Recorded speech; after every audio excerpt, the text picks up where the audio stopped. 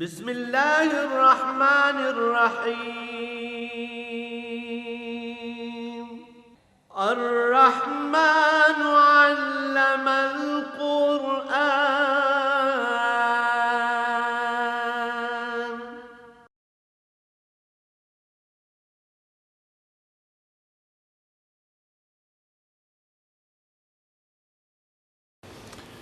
الحمد للہ رب العالمین والصلاة والسلام علی حبیبہ محمد وآلہ وصحبہ اعوذ باللہ من الشیطان الرجیم بسم اللہ الرحمن الرحیم ومن خلق السماوات والارض وانزل لکم من السماء ماء فانبتنا به حدائق ذات بہجہ ما کان لکم ان تنبتوا شجرہا الہ مع اللہ بل ہم قوم یعدلون اللہم سبحانک لا علم لنا الا ما علمتنا انک انت العلیم الحکیم رب اشرح لی صدری ویسر لی امری واحلل عقدۃ من لسانی یفقہوا قولی رب زدنی علما مولاي صلی وسلم دائما ابدا علی حبیبک خیر الخلق کلہم۔ سورہ نمل ہی چل رہی ہے مسلسل، جو اسباق ہمارے چل رہے تھے 19واں پارہ مکمل ہوا۔ یہ الحمدللہ 20ویں پارے کی ابتدا ہے۔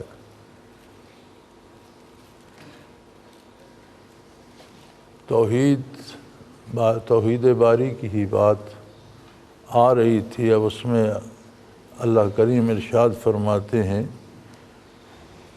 وَمَنْ خَلَقَ السَّمَاوَاتِ وَالْأَرْضِ، یہ زمین و آسمان کس نے بنائے؟ مخلوق ساری تو انہی میں ہے،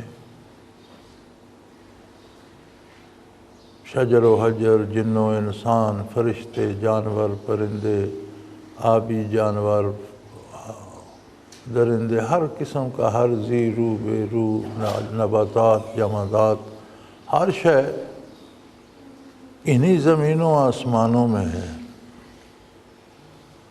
وہ ساری ہر شے بھی مخلوق ہے، خود زمین و آسمان بھی مخلوق ہے، انہیں کسی نے پیدا کیا ہے۔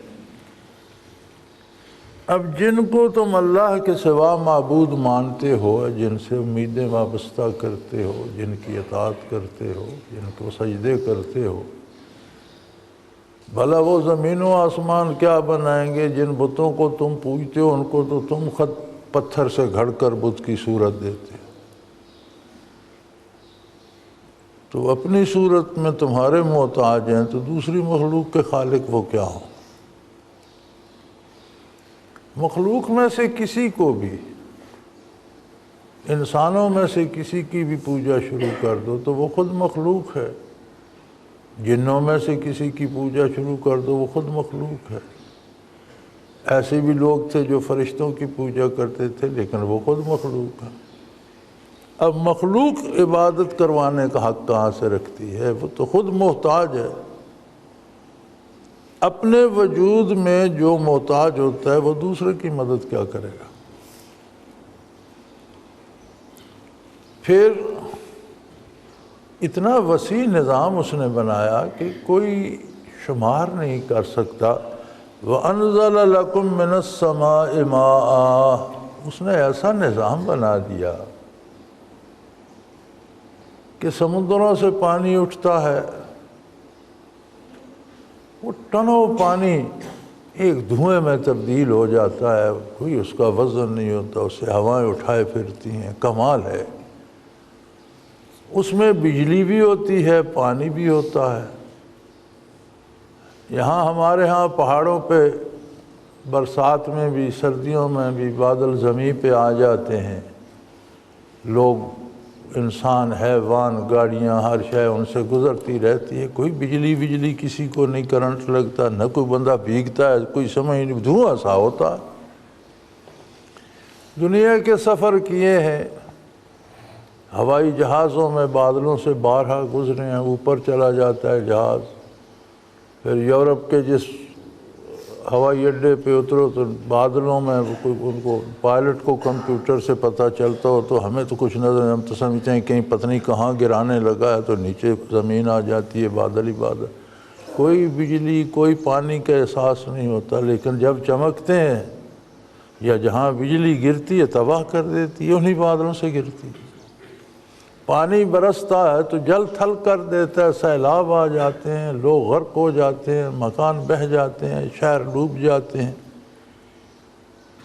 یا پھر اس سے ہوائیں اٹھائے لیے پھرتی ہوتی ہیں، دھواں سا اڑ رہا ہوتا ہے، تو یہ کون کرتا ہے؟ پانی کو بادلوں کی شکل کون دیتا ہے؟ اور بادلوں کو تہ در تہ کون جمع کرتا ہے؟ کس کے حکم سے برستے ہیں؟ کون برساتا ہے؟ کون جانتا ہے کہ پانی کے کس قطرے کو کہاں پہنچنا چاہیے اور اس کے آگے کیا نتیجہ آنا چاہیے، اس سے کیا رویدگی، اسے کوئی پیے گا، اس سے کوئی نہائے گا، اس سے کوئی کپڑے صاف کرے گا، یا وہ کسی درخت کی غذا بنے گا، یا وہ کسی پھل کا حصہ، کہاں جائے گا؟ یہ سب کچھ اتفاقاً تو نہیں ہوتا، کوئی کرتا ہے تو ہوتا ہے۔ ایک ایک قطرے کی جگہ مقرر ہوتی ہے جہاں اسے پہنچنا ہے، جہاں اسے جانا۔ جس نے مخلوق کو غرق کرنا ہے اسے بھی اللہ کا حکم ہے، اسے بھی وہ حکم ملا ہے، اس نے وہی کام کرنا ہے، اور جس نے مخلوق میں حیات تقسیم کرنی ہے وہ بھی اللہ کے حکم کا پابند ہے۔ اس قادر مطلق کو چھوڑ کر تم کسی اور سے امیدیں وابستہ کرو تو یہ کیا حماقت ہے؟ یہ کوئی بات ہے؟ وَأَنبَتْنَا بِهِ حَدَائِقَ ذَاتَ بَهْجَةٍ مَا كَانَ لَكُمْ أَن تُنبِتُوا شَجَرَهَا۔ اللہ کریم نے تو اس برسات سے بے پناہ رویدگی زمین پہ پیدا کر، درخت، پھل، پھول، جھاڑیاں، کھربوں تنکے گھاس کے نکل آتے ہیں، بارش ہوتی ہے، وہ ساری زمین جیسے کسی نے مخملی فرش بچھا دیا، ہر تنکا گل بکف ہے، زمین ایک ہے، پانی ایک سا برسا، یہ رنگ کس نے ملا دیے؟ ہر پھول کا رنگ اپنا ہے، کوئی نیلا ہے، کوئی پیلا ہے، کوئی سرخ ہے، کوئی سفید ہے، ہر پھول کی خوشبو اپنی ہے، تاثیر اپنی ہے، کوئی گرمی کرتا ہے، کوئی ٹھنڈا ہوتا ہے، ہر تنکے کی تاثیر اپنی ہے، خصوصیت اپنی ہے، خوشبو اپنی ہے۔ زمین بھی ایک ہے، پانی بھی ایک ہے۔ مَا كَانَ لَكُمْ أَن تُنبِتُوهَا، تم تو یہ نہیں کر سکتے، تمہیں جرأت ہے، تم نہیں کر سکتے، تو پھر تمہارے سے گھٹیا مخلوق کیسے کر سکتی ہے؟ بے وقوف ہو، کبھی بندروں کو پوجتے ہو، کبھی پتھروں کو پوجتے ہو، کبھی جانوروں کو پوجتے ہو، تو جو تم سے گھٹیا ہے اس کی پوجا تم کیوں کرتے ہو؟ وہ تو ہے تم سے کم تر ہے، تم نہیں کر سکتے تو وہ کیسے کر سکتا ہے؟ اَإِلَٰهٌ مَّعَ اللَّهِ، کہیں سے کسی کتاب، کسی نقل میں یا کہیں سے عقل سے دلیل تو لاؤ کہ یہ ساری کارگاہ حیات بنانے میں اللہ کے ساتھ کوئی شریک تھا، پھر تو اسے عبادت کا بھی حق ہے، وہ عبادت میں بھی شریک ہو۔ تو اگر وہ بنانے میں واحد و لا شریک ہے، باقی جو کچھ ہے وہ اس کے بنانے سے بنا ہے، وہ عبادت کا مستحق کیسے ہو؟ بل ہم قوم یعدلون، فرمایا یہ لوگ بھٹک رہے ہیں، حق کی راہ چھوڑ رہے ہیں۔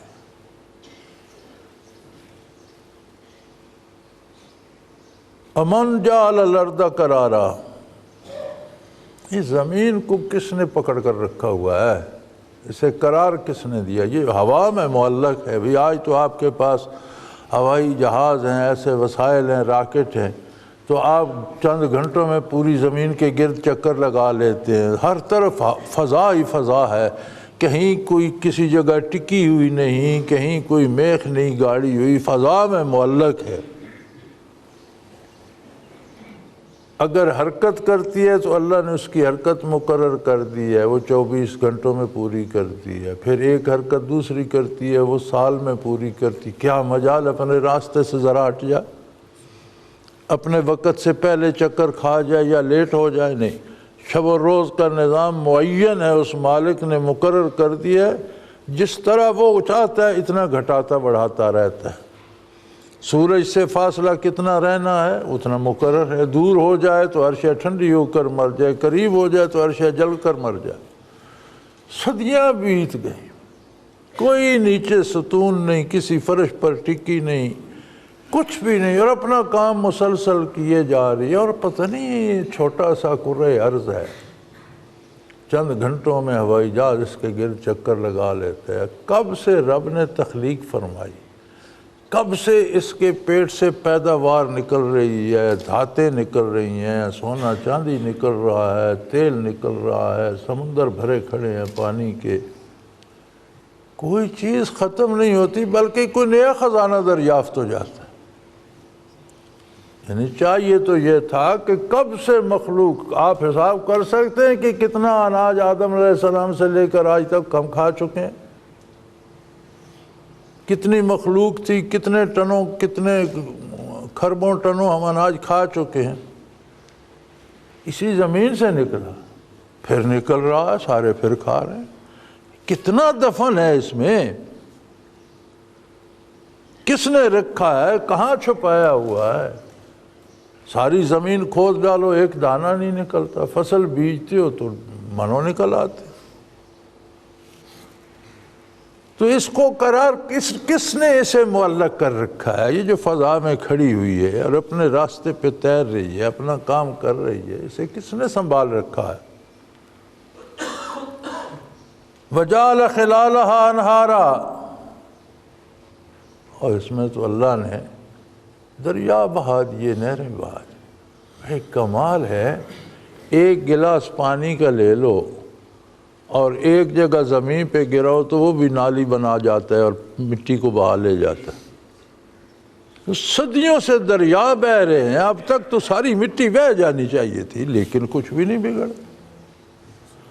اس قادر مطلق نے حیات کا سبب بنا دیا پانی کو، اس پر سمندر بھرے کھڑے ہیں اور دریا بہہ رہے ہیں، نہریں بہہ رہی ہیں، کوئی زمین کا نقصان نہیں ہوتا، الٹی آب پاشی ہوتی ہے، پھل ہوتے ہیں، فصلیں ہوتی ہیں۔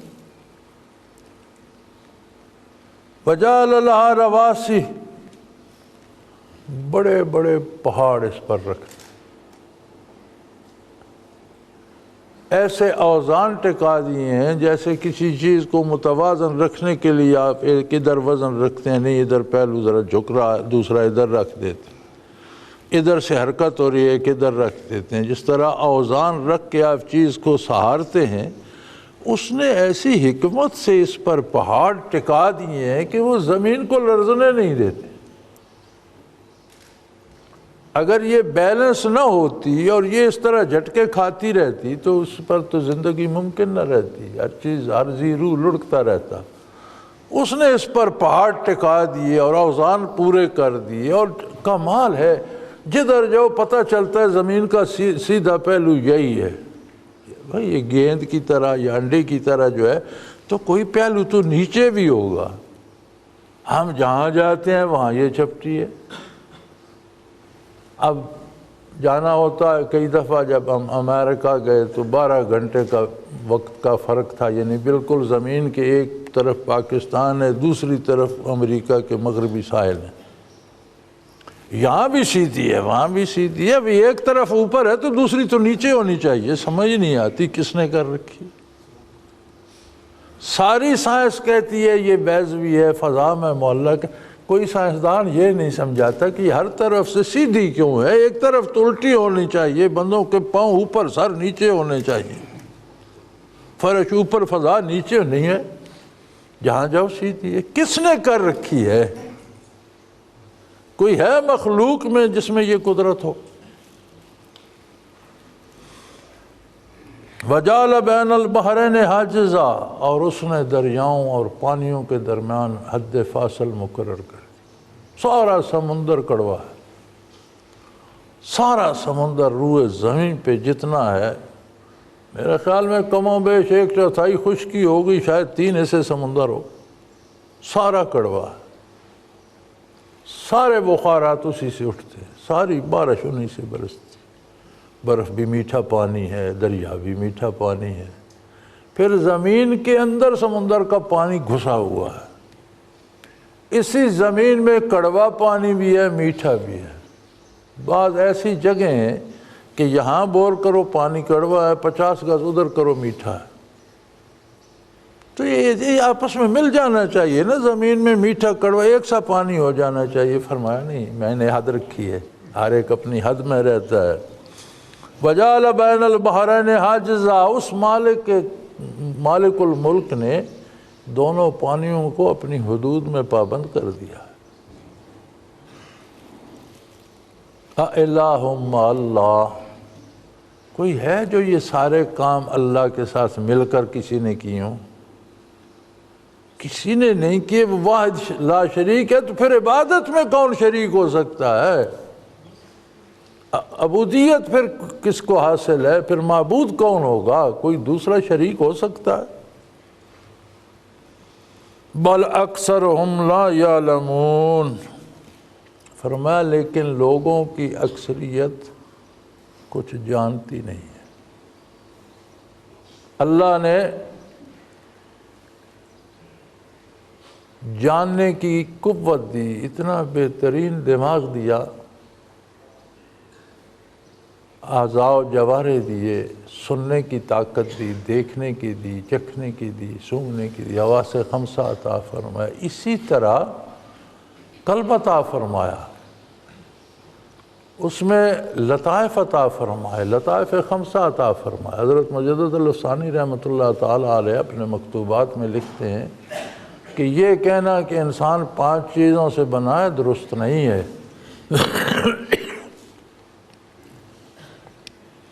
مٹی، پانی، آگ، ہوا اور ان کے ملنے سے نفس بن گیا تو ان 5 چیزوں کو مجموعہ فرماتے نہیں، اس میں 5 لطائف عالم امر کے بھی ہیں، قلب، روح، سری، خفی، اخفا، اور یہ 10 چیزوں کا مرکب ہے انسان۔ اب اگر ایک پہلو کو آپ چھوڑ دیں اور وہ مردہ ہو جائے گا، آپ ایک بازو کو باندھ کر گلے میں لٹکا دیں، کچھ عرصے بعد وہ بیکار ہو جائے گا، ایک آنکھ پہ پٹی باندھ دیں، استعمال نہ کریں، کچھ عرصے بعد وہ اس میں بینائی ختم ہو جائے گی، ایک پاؤں پہ چلتا رہے، ایک ٹانگ کو استعمال نہ کریں، کچھ عرصے بعد وہ ختم ہو جائے گی، کام ہی نہیں کرے گی۔ فطرت کا قانون ہے۔ اگر لوگوں نے ساری زندگی لطائف ربانی کی طرف توجہ ہی نہیں کی تو وہ ختم ہو جائیں گے بھائی، اس کے پاس ایک ہی پہلو رہ جائے گا، مادی دنیا کا، مادی حواس سے دیکھنے کا، جانوروں کی طرح پھرتا رہے گا۔ تو فرمایا ہم نے تو انہیں علم کے ذرائع دیے، انہوں نے وہ استعمال ہی نہیں کیے تو وہ ضائع ہو گئے، اور یہ لا یعلمون، جاہل رہ گئے، کچھ نہ جاننے والے۔ اگر انہوں نے صرف زندگی میں صرف یہی جانا کہ روٹی کیسے کمانی ہے، کپڑا کیسے پہننا ہے، بچے کیسے پالنے ہیں، گھر کیسے بنانا ہے، اور مر گئے، تو یہ تو سارے جانور بھی، پرندے بھی، کیڑے مکوڑے بھی، ہر چیز زندگی بسر کر رہی ہے، خوراک بھی حاصل کر لیتی ہے، بچے بھی پال لیتی ہے، ٹھکانہ بھی بنا لیتی ہے، مر بھی جاتی ہے۔ پھر انسان میں اور جانوروں میں پھر فرق کیا ہوا؟ یہ تو جانوروں کی زندگی ہے، تمہیں تو انسان پیدا کیا، تمہیں تو انسانی خصوصیات تھی، تمہیں جہاں بدن کی ضروریات کو جاننا ہے اس سے زیادہ روح کی ضروریات کو جاننا تھا۔ تم تو بدن اور روح کا مرکب ہو، اور تمہاری روح تو عالم امر سے ہے، اس کی غذا بھی پھر عالم امر سے ہوگی، اس کی دوا بھی عالم امر سے ہوگی، اس کا لباس بھی وہیں سے آئے گا جہاں وہ ہے۔ بدن مادی ہے تو اس کا لباس بھی زمین سے آتا ہے، اس کی غذا بھی زمین سے آتی ہے، اس کی دوا بھی زمین سے۔ روح عالم امر سے ہے تو پھر اس کے اسباب تو وہیں سے آئیں گے، وہاں کوئی اپنا رابطہ، کوئی تعلق، کوئی رشتہ، کوئی چیز خرید سکو، لا سکو، اگا سکو، پیدا کر سکو، کچھ ہے؟ فرمایا اگر تم نے یہ شعبہ چھوڑ دیا تو تم جاہل رہ گئے اپنے آپ کو، بے شک 10 بار تم نے MA کر لیا، PhD کی ڈگریاں لے لیں، فلاں علم پڑھ لیا، انجینئرنگ پڑھ لی، میڈیکل پڑھ لیا، لیکن سارا مادے ایک طرف ہی رہے نا۔ تو حقیقت علم انسان اصل کیا ہے اور اس کی اصل ضروریات حقیقی کیا ہے، وہ تمہاری نظر سے اوجھل نہیں تو پھر جاہل ہی رہے نا بھائی۔ سارا پڑھ پڑھ کے کھمانا، پیٹ بھرنا اور مر جانا، یہی کچھ رہا نا اس سارے پڑھے کا۔ تو پھر وہ علم ظاہر بھی مفید تب ہوتا ہے جب نور باطن نصیب ہوتا ہے، ورنہ بڑے بڑے پڑھے لکھے لوگ مرتے ہوئے لوگوں کا کفن چھینتے رہتے ہیں۔ آپ دیکھتے نہیں کتنے کتنے کابل ڈاکٹر ہیں اسپتالوں میں، مریض مفلسی سے تنگ آ کر مر رہا ہوتا ہے، وہ کہتے ہیں اتنے ہزار جمع کرو تو اسپتال میں داخل ہونے دیں گے، نہیں تو باہر رکھو مریض کو، اتنے ٹیسٹ کراؤ، اتنے لاکھوں روپے لگیں گے، اس کے بعد دیکھیں گے کسی بیماری کیا ہے، وہ مہینوں ان میں گزر جاتے۔ اور ہمارے ملک میں تو مجھے باہر کا پتہ نہیں، میں تو مدت ہوئی ملک میں بھی جانا چھوڑ دیا، اب باہر کیا حال ہے۔ ہمارے ملک میں تو یہ حال ہے کہ ایک بندے کا بلڈ لے کر آپ 10 لیبارٹریز میں دیں، 10 کے رزلٹ الگ ہوں گے، کون سمجھے کہ اسے کیا بیماری ہے، 10 الگ الگ رائے دیں گے، عجیب بات۔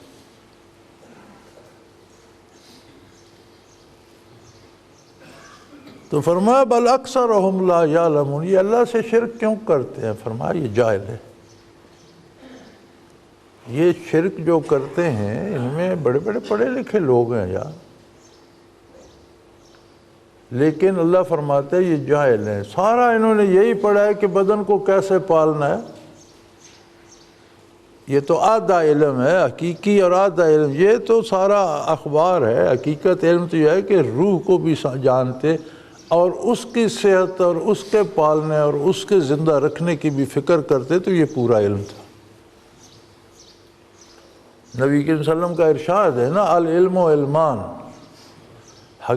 حقیقی علم یا مکمل علم جو ہے اس کے 2 حصے ہیں، علم الادیان و علم الابدان، او کما قال رسول اللہ صلی اللہ علیہ وسلم۔ ادیان کا علم، نارمیٹو سائنسز، عقیدہ، اخلاق، کردار، ایمان، یہ آدھا علم ہے۔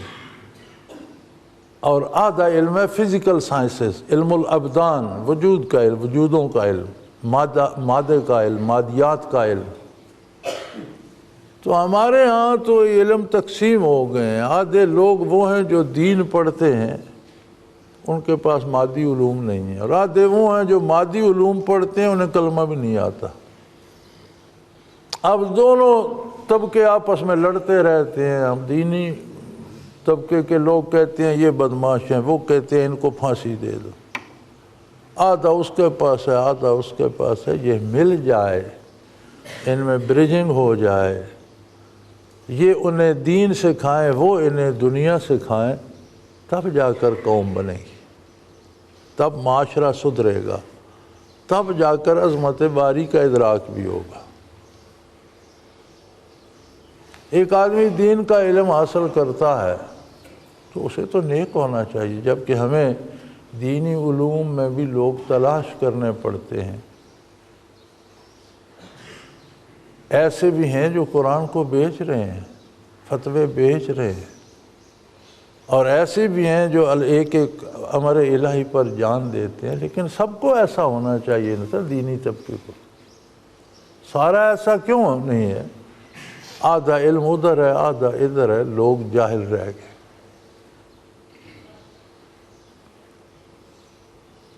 ایک آدمی لوگوں کو اللہ کا دروازہ دکھاتا ہے، سارے دن واز کرتا ہے کہ اللہ سے مانگو، جب تقریر ختم ہوتی ہے تو خود لوگوں سے مانگنے بیٹھ جاتا ہے، مجھے تم دو۔ وہ کیا اللہ سے مانگیں گے؟ تمہیں خود اللہ نظر نہیں آ رہا، تم کیوں نہیں اللہ سے مانگتے؟ تو وہ سارا جو کچھ کیا کرایا ہوتا ہے اس کی کوئی قیمت نہیں رہتی۔ یہ خود تو ہم سے مانگ رہا ہے، ہمیں کہہ رہا ہے تم اللہ سے مانگ۔ اگر اللہ دینے والا ہے تم جانتے ہو، تم اللہ سے کیوں نہیں مانگتے؟ تو یہ جہالت ہے۔ اللہ کریم فرماتے ہیں لوگوں کی اکثریت جاہل ہے، لا یعلمون، کچھ نہیں جانتے۔ امن یجیب المضطر اذا دعاہ ویکشف السوء ویجعلکم خلفاء الارض الہ مع اللہ قلیلا ما تذکرون۔ یہ مشرکین عرب بھی جب کشتیوں میں بیٹھ کر سمندری سفر پہ جاتے تو سمندر میں کبھی طوفانوں میں گر جاتے تو پھر صرف اللہ کو پکارتے تھے۔ زمین پر بھی کوئی ایسی ناگہانی تکلیف آ جاتی، کوئی بیماری آ جاتی، کوئی دکھ آ جاتا تو یہ مشرکین اس وقت صرف اللہ تو واحد لا شریک ہے میری مدد فرما۔ اللہ کریم فرما رہے ہیں جب تم پھنس جاتے ہو، مضطر ہو جاتے ہو، بے قرار ہو جاتے ہو، کوئی تمہارا کوئی آسرا نہیں رہتا کہ کسی کو بات سنا، اب سمندر کے درمیان گرداب میں پھنس کے کوئی ظاہری آسرا نہیں، پھر کہتے ہیں اللہ تو ہماری مدد، تو سن رہا ہے، تو ہماری مدد فرما۔ تو جب وہ اس سے نکال دیتا ہے تو پھر شرک کرنے لگ جاتے ہو۔ کیسے عجیب لوگ ہو۔ کون اس بے قرار کی سنتا ہے جو بے بس ہو چکا ہو مضطر اسے کہتے ہیں جس کے پاس کوئی ظاہری سبب نہ بچا ہو، بے قرار ہو چکا ہو، کوئی آسرا نہیں ہے۔ فرمایا اس وقت تو اللہ یاد آتا ہے۔ اور پھر وہ ایسا کریم ہے کہ اگر وہ کوئی مشرک بھی بے قرار ہو کر درد دل سے اسے پکارے تو اس کی مشکل بھی دور کر دیتا ہے۔ وہ کیسا کریم ہے۔ اور جب دور کر دیتے تو پھر تم شرک میں مبتلا ہو جاتے، جب ٹھیک ہو جاتے تو کہتے فلاں بت نے مدد کی۔ اس وقت بت بھولے ہوئے ہوتے ہیں جب موت سامنے ہوتی ہے، اور جب مصیبت ٹل جاتی ہے پھر کہتے ہیں فلاں ستارے نے مدد کی، فلاں بت نے مدد کی، فلاں نے کی، فلاں نے کی۔ امن یجیب المضطر اذا دعا، جب انسان ہر طرف سے نا امید ہو کر بے قراری میں پکارتا ہے تو کون سنتا ہے اس کو، اور کون اسے اس بے قراری سے سکون دیتا ہے، اس سے نکال کر نجات دے کر سکون و قرار عطا کرتا ہے۔ وَيَجْعَلَكُمْ خُلَفَاءَ الْأَرْضِ، ذرا یہ سوچ لو، تم کیا روز اول سے جب سے زمین بنی ہے اس پر بستے تھے؟ تم سے آگے کروڑوں خربوں لوگ گزر گئے، تم ان کے جانشین ہو۔ تمہیں کس نے جانشین بنا دیا؟ کوئی تو ہے جس نے تمہیں ان کی اولاد سے پیدا کیا، کوئی تو ہے جس نے لوگوں کے بسے بسائے شہروں میں تمہیں آباد کر دیا، بسانے والے چلے گئے، تم مالک بن گئے۔ کل تم چلے جاؤ گے، آنے والی نسل مالک بن جائے گی۔ آج گھر تمہارے ہیں، کوٹھیاں تمہاری ہیں، بنگلے تمہارے ہیں، گاڑیاں تمہاری ہیں، کل تم قبر کی خوراک بن جاؤ گے اور گھر کسی اور کا ہوگا، بنگلہ کسی اور کا ہوگا، کوٹھی کسی اور کی ہوگی۔ تو یہ تمہیں کس نے مالک بنایا؟ کس نے تمہیں ان کا جانشین بنا دیا؟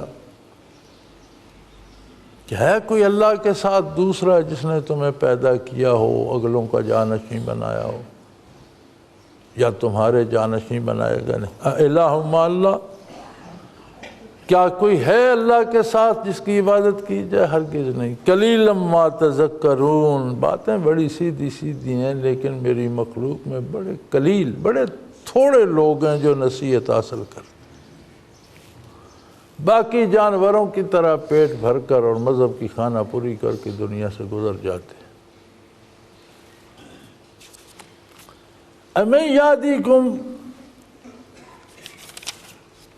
امن یہدیکم فی الظلمات، ظلمات البر والبحر ومن یرسل الرياح بشرا بین یدی رحمتہ االہ مع اللہ تعالی اللہ عما یشرکون۔ یہ زمین کی تاریکیوں میں کون تمہاری رہنمائی کرتا ہے؟ آج تو تم نے ایسے کمپیوٹر بنا لیے اور ایسی سیٹلائٹس بنا لی کہ تم یہاں بیٹھ کر پوری دنیا کا کونا کونا دیکھ لیتے۔ یہ کس نے علوم عطا کی ہے تمہیں؟ یہ دماغ کس نے دیا جس سے تم نے یہ چیزیں بنا لی؟ یہ اجزاء جنہیں جوڑ کر تم چیزیں بناتے ہو، یہ کس نے پیدا کی؟ تم مختلف مخلوق چیزوں کو جو پیدا ہو چکی ہیں انہیں جوڑ کر کمپیوٹر بھی بناتے ہو، گاڑی بھی بناتے ہو، کوئی چیز تم پیدا نہیں کرتے، پیدا شدہ چیزوں کو جوڑتے ہو۔ تو یہ کس نے پیدا کی؟ تمہیں شعور کس نے دیا؟ بندر کیوں نہیں جہاز بنا لیتا؟ جانور کیوں نہیں بنا لیتے؟ وہ بیچارے تو غذا بھی مکس کر کے نہیں کھا سکتے، کھانا بھی نہیں بنا سکتے۔ جانور تو جیسی غذا زمین پہ ہے یا درختوں پہ ہے، جو پھل کھانے والے ہیں، جو گھاس جو کچھ ہے وہ کھاتے ہیں، اور تم ہو کہ 15 چیزیں ملا کر ایک سالن بناتے ہو، اور 50 چیزیں ملا کر ایک قسم کی کھانا بناتے ہو، 30 دوسری ملا کر دوسری قسم کا بناتے ہو۔ ایک گندم سے کتنی چیزیں بناتے ہو، ایک قسم کے چاول سے کتنے کھانے بناتے ہو، ایک قسم کے انڈے سے کتنے طرز کے بناتے ہو۔ تو یہ تمہاری رہنمائی کس نے کی؟ زمین کی تاریکیوں میں اور سمندر میں جب اندھیری راتوں میں طوفان آتے ہیں، کون تمہاری رہنمائی کرتا؟ کس نے تمہیں شعور دیا کہ یہ مشینیں بنا لو؟ کس نے آسمان پہ ستارے چمکائے کہ انہیں دیکھ کر بھی تم راستہ کا تعین کر لیتے ہو؟ کس نے ہر شے کی منزل مقرر کی؟ وَمَن يُرْسِلُ الرِّيَاحَ بُشْرًا بَيْنَ يَدَيْ رَحْمَتِهِ، اور جب وہ رحمت کرنا چاہتا ہے، لوگ پیاس سے مر رہے ہوتے ہیں، زمین گرمی سے جل رہی ہوتی ہے، وہ اپنی رحمت کی بارش بھیجتا ہے۔ اس سے پہلے ہوائیں بھیج دیتا ہے خوشخبری دینے کے لیے۔ ہوا چلتی ہے تو ہر کوئی جانور تک خوش ہو جاتے ہیں کہ بارش آئے گی۔ انسان معلوم کر لیتے کہ آج ہوا ادھر کی آئی ہے، اس میں خنکی بھی ہے، نمی بھی ہے، بارش آئے گی۔ یہ ہوا کون چلاتا؟ کس نے پیدا کی؟ کس کے حکم سے چلتی ہے؟ کون اسے کہتا ہے کہ جا خوشخبری دے؟ الہ مع اللہ، کوئی اللہ کے ساتھ دوسرا ہے جو یہ سارا نظام چلاتا ہے؟ پھر تو وہ عبادت کا بھی حقدار ہے، اور اگر کوئی نہیں تو پھر اللہ کے سوا کسی کی عبادت بھی نہیں ہو سکتی۔ تعالی اللہ عما یشرکون، لوگ جو شرک کرتے ہیں اللہ کی ذات اس سے بہت وراء الورا ہے۔ ہر طرح کے شرک سے اس کی ذات بہت بلند ہے اور وراء الورا ہے۔ اَمَن يَبْدَأُ الْخَلْقَ ثُمَّ يُعِيدُهُ وَمَن يَرْزُقُكُم مِّنَ السَّمَاءِ وَالْأَرْضِ أَإِلَٰهٌ مَّعَ اللَّهِ، کہ کون مخلوق کو پیدا کرتا ہے؟ بدأ الخلق، عدم سے وجود دیتا ہے، نئے سرے سے پیدا کرتا ہے۔ وَيُعِيدُهُ، اسے پھر کئی بار لوٹاتا ہے۔ بے شمار درختوں پر پتے ہیں، اس نے عدم سے پیدا کیے، نہ درخت تھے نہ پتے تھے، نہ مادہ تھا نہ کسی شے کا وجود تھا، مخلوق کو عدم سے پیدا فرما۔ اب ان کو کتنی دفعہ لوٹا رہا ہے؟ خزاں آتی ہے، ہر پتا گر جاتا ہے، گل سڑ کے مٹی بن جاتا ہے، بہار آتی ہے، اسی مٹی سے وہی اجزاء جمع ہو کر، ہر پتا جو پہلے گرا تھا اس کا تجزیہ کر لیں، جو نیا نکلا اس کا تجزیہ کر لیں، وہی اجزاء اس میں تھے وہی اس میں، پھر ایک ایک جز کو مٹی سے نکال کر پھر اس درخت پہ لگا دیتا ہے۔ کون ہے؟ کوئی اور ہے تو اسے کہو کر کے دکھائے۔ اَمَن يَبْدَأُ الْخَلْقَ، کس نے مخلوق کو عدم سے پیدا فرمایا؟ ثُمَّ يُعِيدُهُ، پھر اسے لوٹاتا رہتا ہے۔ نسل آدم مسلسل چل رہی ہے، جانوروں کی نسلیں مسلسل چل رہی ہیں، مر رہے ہیں، پیدا ہو رہے ہیں، درختوں کے پتے، گھاس پھوس، ہر چیز فنا ہو رہی ہے، پھر ایجاد ہو رہی ہے، فنا ہو رہی ہے، بن رہی ہے، اور کوئی لمحہ کائنات کا خالی نہیں کہ جہاں موت و حیات کا عمل جاری نہ ہو، کبھی نہیں رکتا ہے، مسلسل جاری۔ مخلوق جا بھی رہی ہے، آ بھی رہی ہے، جا بھی رہی ہے، آ بھی رہی ہے، جا بھی رہی ہے، کہ ایک لمحے میں کتنی مخلوق جاتی ہے وہ خود جانے، کتنی مخلوق آتی ہے وہی جانے۔ کون ہے وہ جو اس نظام کو چلا رہا ہے؟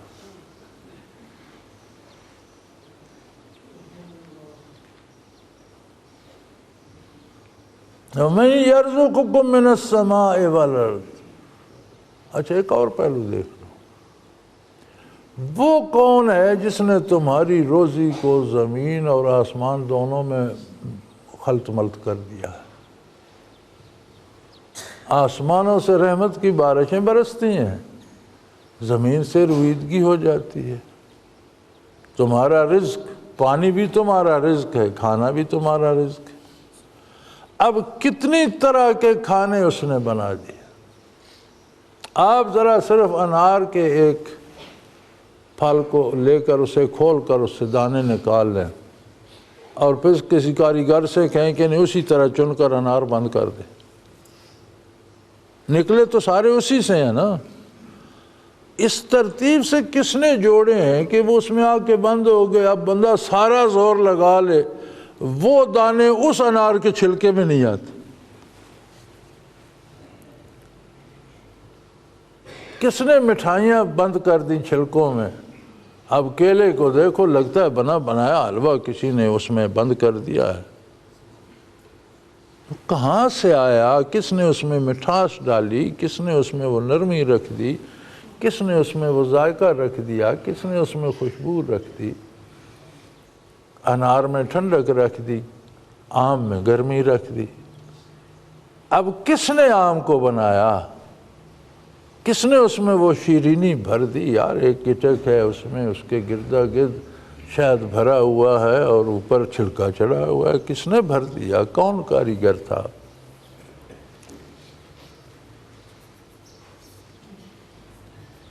میں یرزقکم من السماء والارض، زمین و آسمانوں سے چیزیں پانی برسا کر، زمین کی اجزاء ملا کر کیسی کیسی خوبصورت چیزیں پیدا کی، کتنے کتنے خوبصورت درخت جھاڑیاں، کتنے خوبصورت پھل پھول، ہر شے تمہارا رزق ہے یار۔ تم گھاس بھی استعمال کر لیتے ہو، تمہارے جانور گھاس چرتے ہیں، انہی کا گوشت کھاتے ہو، انہی کا دودھ پیتے ہو، گھاس بھی آخر تمہاری خوراک میں ڈھل گئی۔ غلہ تم کھا لیتے ہو، بھوسا تمہارے جانور کھاتے ہیں، پھر تم جانوروں کا دودھ بھی پی لیتے ہو، گوشت بھی کھاؤ، پھر وہ تمہاری غذا بن گیا۔ اتنے مراحل سے چیزوں کو گزار کر، ان کو خوبصورت شکلیں، خوبصورت ذائقہ، خوبصورت خوشبوئیں دے کر کون بناتا ہے تمہارے لیے؟ الہ مع اللہ، ہے کوئی دوسرا معبود اللہ کے ساتھ؟ اگر اللہ کی اس کاریگری میں کوئی شریک ہے تو اسے اللہ کے ساتھ عبادت کروانے کا بھی حق حاصل۔ جب کوئی نہیں، یہ سارا کام اس واحد لا شریک کا ہے، تو پھر عبادت بھی اسی واحد لا شریک کی ہوگی۔ قُلْ هَاتُوا بُرْهَانَكُمْ إِن كُنتُمْ صَادِقِينَ، یہ جو تم بت پوجتے ہو اور اللہ کے شریک بناتے ہو، اگر تم اپنے دعوے میں سچے ہو تو اس پر کوئی دلیل لاؤ۔ اللہ نے تو کتنی دلیلیں قرآن میں عطا فرمائیں اپنے واحد لا شریک ہونے کی۔ تم کسی اور کو اس کو شریک بناتے ہو تو اس طرح کی کوئی دلیل پیش کرو، مخلوق میں سے، کائنات میں سے، اس کی ذات میں سے کوئی دلیل عقلی لاؤ، کوئی نقلی لاؤ۔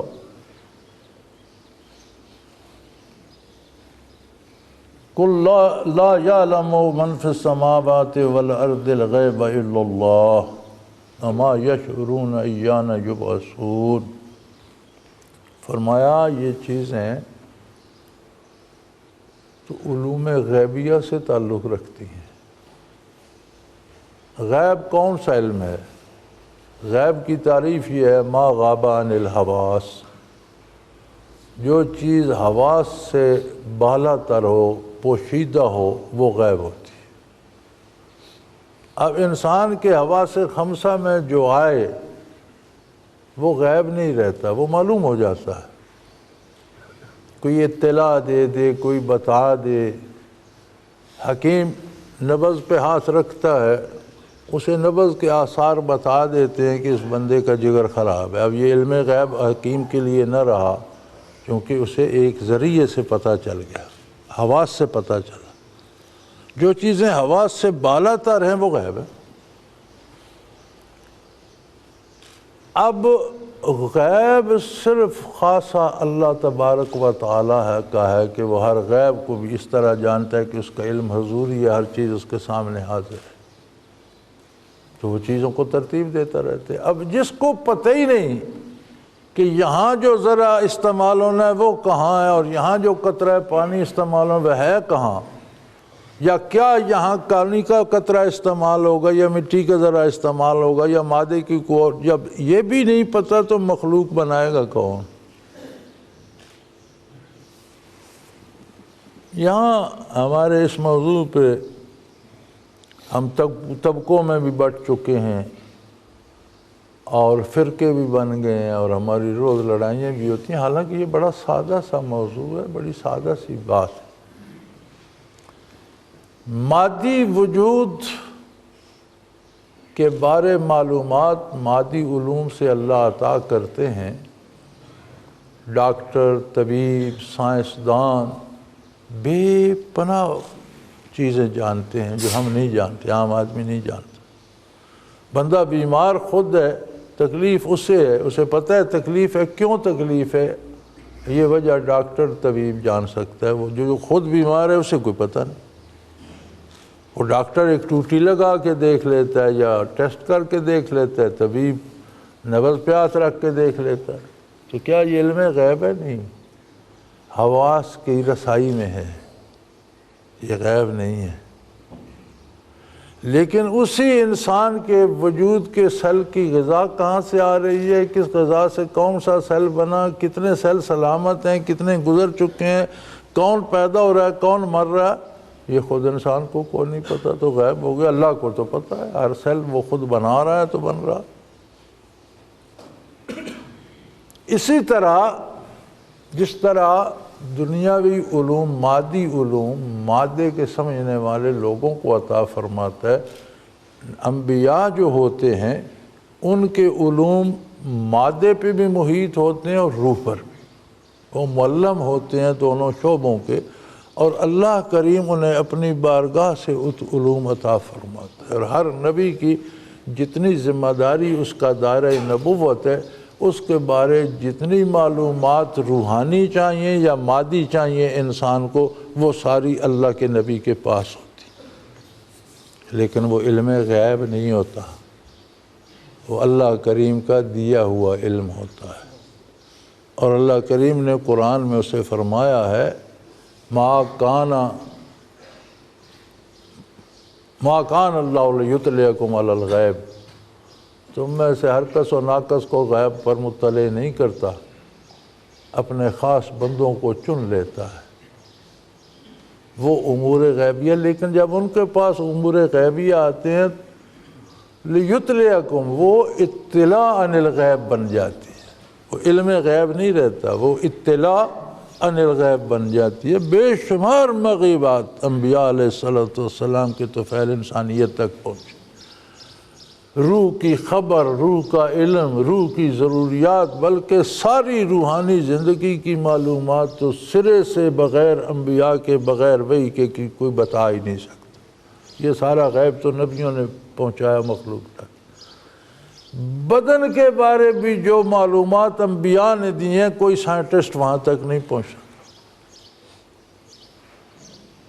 نبی کریم صلی اللہ علیہ وسلم نے ارشاد فرمایا کہ ان 3 انگلیوں اور انگوٹھے کو ملا کر اس سے لقمہ ڈبو کر کھایا کرو، لقمہ سالن میں ڈبو کر کھایا کرو، اور انگلیوں کو دھو کر یا کپڑے سے صاف نہ کرو، پہلے چوس لیا کرو، دھونے سے پہلے چوس لیا کرو۔ یہ بات ہے نا آج سے 1450 سال پہلے۔ آج سائنسدان کہتا ہے کہ اگر چھری کانٹی کی بجائے ہاتھ سے لقمہ کھایا جائے اور جو سالن یا کھانے کی باقیات انگلی کے ساتھ لگ جاتی ہیں یہ چوس لی جائے تو کھانا ہضم ہو جاتا ہے، کہ وہ سالن اور روٹی لگنے سے ان انگلیوں کے مساموں سے ایسا مواد نکلتا ہے کہ اگر چوس لیا جائے تو وہ ہاضم ہوتا ہے، وہ دوا بن جاتا ہے، کھانا ہضم ہو جاتا ہے۔ 1450 سال دھکے کھانے کے بعد سائنس اس جگہ پہنچی جہاں حضور نے آج سے 1400 سال پہلے بتا دیا کہ یہ کرو، اس سے صحت ٹھیک رہتی۔ آج کہتے ہیں جی ہم وہ مشین لگا کے تو پتہ کر لیتے ہیں ماں کے پیٹ میں بچہ کیا ہے، بیٹا ہے، بیٹی ہے، یہ ہے، وہ ہے۔ کون سی مشین تھی اس وقت جب نبی کریم صلی اللہ علیہ وسلم نے بتایا اور قرآن میں نازل ہوا کہ منی سے خون کی پھٹکی بنتی ہے، اس سے گوشت کا لوتھڑا بنتا ہے، پھر اس میں ہڈی پیدا ہوتی ہے، پھر اس پر کھال چڑھائی جاتی ہے، پھر اس کے اعضاء پھر اس میں روح پھونکی جاتی ہے۔ کیا آج کی سائنس کی تحقیق نے کوئی نئی چیز دریافت کی؟ انسانی مادی علوم نے کوئی اس میں تبدیلی دریافت کی؟ کسی نے کہا کہ نہیں جی قرآن نے یہ غلط کہا تھا؟ کون سی مشین تھی اس وقت؟ وہی علوم غیبیہ تھے جو اللہ نے نبی کو عطا فرمائے، مادے کے بارے بھی اور روح کے بارے بھی، اور نبی صلی اللہ علیہ وسلم نے پوری امت کو ان سے نوازا اور عطا فرمائے۔ لیکن یہ علم غیب نہیں، یہ اطلاع عن الغیب، ما کان لیطلعکم علی الغیب۔ تم وہ نہیں ہو کہ ہر کسی کو اللہ غیب پر مطلع کر دے، ولیکن یجتبی من رسلہ من یشاء، اپنے رسولوں میں سے جسے چاہتا ہے منتخب فرما لیتا ہے۔ اپنے نبیوں کو غیب دیتا ہے، اتنا غیب کا علم دیتا ہے جتنا انہیں چاہیے، اس شان کی شان نبوت۔ اب حضور صلی اللہ علیہ وسلم بعثت سے لے کر قیامت تک نبی نبوت آج بھی انہی کی ہے۔ تو آج بھی بدن اور روح کی ساری معلومات کی صداقت کی ضمانت یہ ہے کہ وہ حضور سے ثابت ہو جائیں کہ حضور نے یہ فرمایا۔ تو قیامت تک کے سوالوں کے جواب حضور کو عطا فرمائے، حضور نے مخلوق کو بخشے۔ بہت بڑا خزانہ ہے غیب کا، لیکن علم غیب نہیں ہے، اطلاع عن الغیب ہے، اللہ نے عطا فرمایا۔ اللہ کو کوئی دیتا نہیں ہے، اس کی ذات کا وصف ہے کہ ہر غیب کو جانتا ہے۔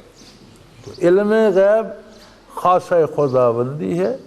اطلاع عن الغیب، روح اور بدن دونوں کی اطلاع انبیاء کو دیتا ہے، صلحاء کو دیتا ہے، اولیاء کو دیتا ہے۔ بدن کے مادی علوم اطباء کو دیتا ہے، ڈاکٹروں کو دیتا ہے۔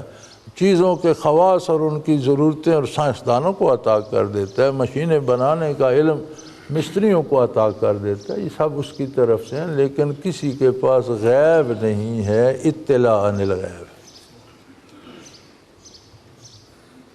تو فرمایا قُلْ لَا يَعْلَمُ مَنْ فِي السَّمَاوَاتِ وَالْأَرْضِ الْغَيْبَ إِلَّا اللَّهُ۔ اے میرے حبیب اعلان فرما، رب کو بتا دیجئے ارض و سما میں انسان جن فرشتہ کوئی غیب نہیں جانتا سوائے اللہ۔ وَمَا يَشْعُرُونَ أَيَّانَ يُبْعَثُونَ۔ ایک بات پہ سوال کر دو، کسی فرشتے سے پوچھ لو کب قیامت ہوگی، وقت تاریخ بتاؤ، کسی کو نہیں پتا۔ کسی نبی رسول کو اللہ نے یہ نہیں بتایا کہ وہ قیامت کی تاریخ اور اس کا موقع اور اس کا لمحہ بتا دے، کوئی نہیں جانتا۔ پوری مخلوق میں کوئی نہیں جانتا کہ کب اٹھ کر کھڑا ہونا پڑ جائے گا، کب قیامت قائم ہو جائے گی۔ اسی ایک بات کو لے کر فرمایا ساری مخلوق کا جائزہ لے، وہ صرف وحدہ لا شریک جانتا۔ بل ادراک علمہم فی الآخرہ، بلکہ یہ لوگ جو دین پہ اعتراض کرنے والے یا آپ کی نبوت پہ اعتراض کرنے والے یا قرآنی علوم پہ اعتراض کرنے والے، ان کو تو آخرت کا ادراک ہی نہیں ہے۔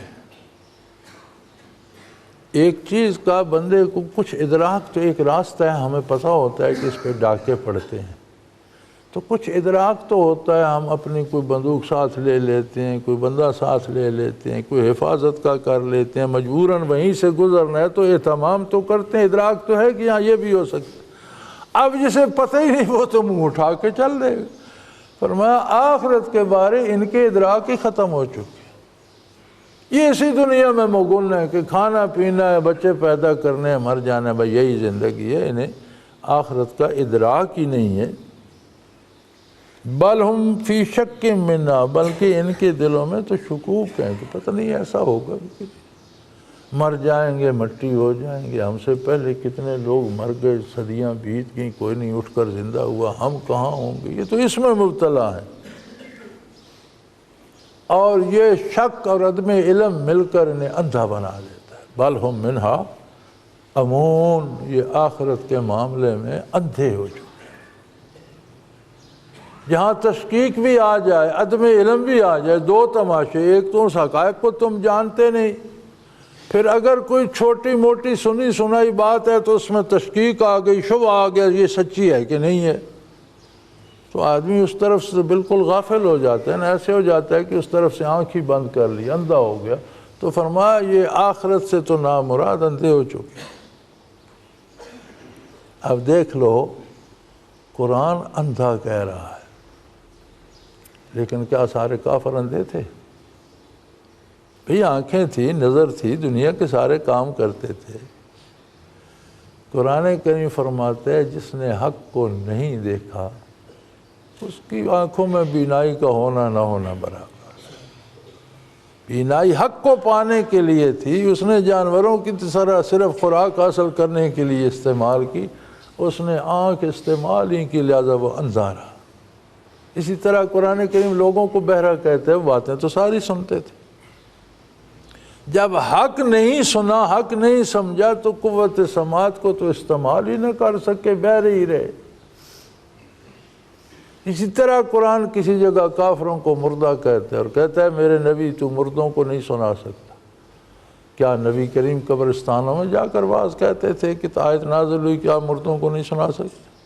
زندوں کو کہتے تھے، لیکن جن کے دل میں نہیں اترتا تھا اللہ کہتا ہے یہ مردے ہیں، ان کی روحیں مر چکی ہیں اور چلتی پھرتی قبریں ہیں، ان میں وہ حیات نہیں ہے جو روح کو زندہ رکھتی ہے۔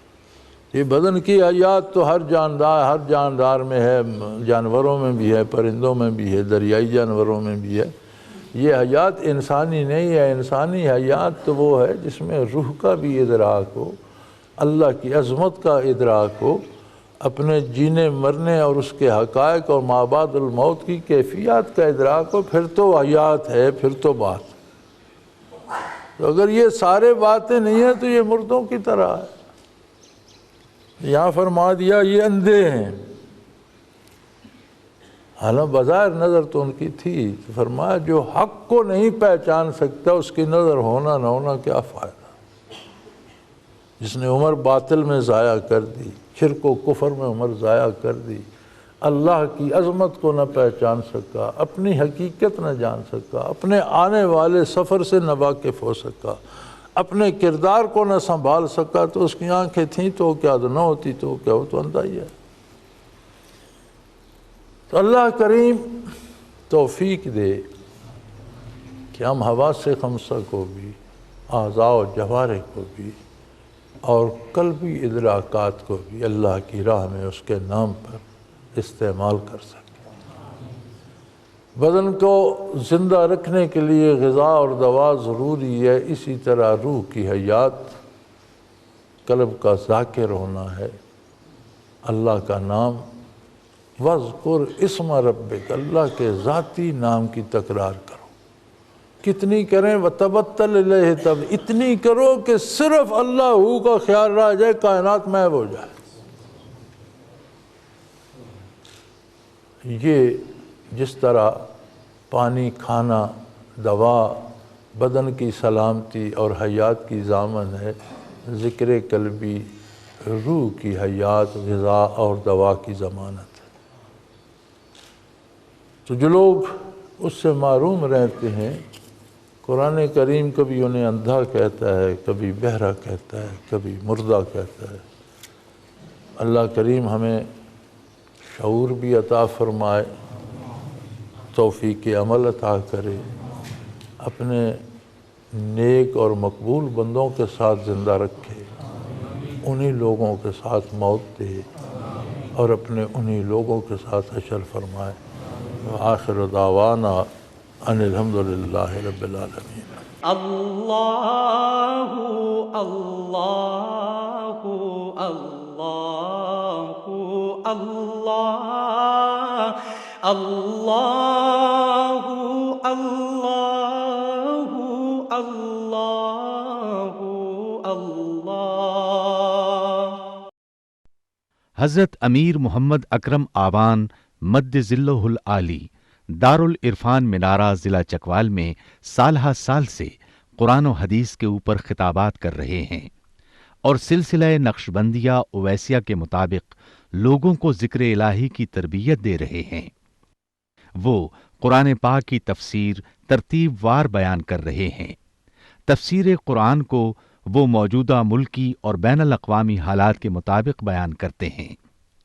موٹر وے سے کلر کہار کے انٹرچینج سے نکلتے ہوئے کلر کہار کی جھیل سے ہوتے ہوئے میانی، بوچھال اور نور پور سے گزرتے ہوئے دارالعرفان منارہ پہنچ سکتے ہیں۔ حضرت امیر محمد اکرم آوان نے بچیوں اور بچوں کی دینی اور دنیاوی تعلیم کے لیے سقارہ اکیڈمی کے نام سے ایک درسگاہ بھی قائم کی ہے، جس کا افتتاح ملک پاکستان کے صدر جنرل محمد ضیاء الحق نے اپنے دست مبارک سے کیا تھا۔ وہ تمام احباب جو اسلام کی طلب رکھتے ہیں ان سے گزارش ہے کہ دارالعرفان منارہ ضلع چکوال میں امیر محمد اکرم آوان صاحب کے خطابات سے مستفید ہوں۔ وہ ہر جمعے کو نماز سے پہلے بیان فرماتے ہیں۔